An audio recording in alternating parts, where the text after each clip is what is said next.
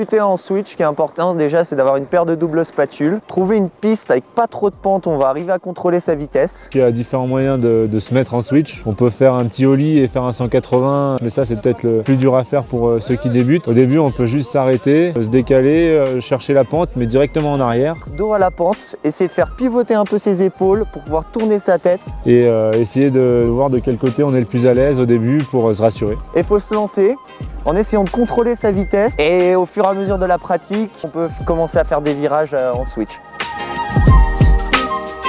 Quand on commence à acquérir un bon niveau, il faut bien penser à changer son sens à chaque fois qu'on fait une courbe. En switch, il faut tourner la tête, du coup ça change un peu la posture, donc il faut arriver à s'équilibrer et à regarder un coup à gauche, un coup à droite, ou à regarder que d'un côté et du coup compenser avec les jambes. Ça aide pour la visu et ça aide pour l'adhérence, c'est qu'on peut décaler les pieds en fente, avoir un meilleur appui extérieur et une meilleure conduite. Quand on arrive en switch sur un kick ou même dans le pipe, on arrive assez fléchi sur les jambes. C'est surtout pour conserver un minimum de poussée. Donc quand on a les jambes fléchies, on peut arriver à pousser plus ou moins fort. Et pour réceptionner un saut en switch, tu te mets bien sur l'avant et au pire, tu poses les mains au début, mais ça fait moins mal aux pieds déjà, je trouve. Moi, j'aime mieux reposer en switch.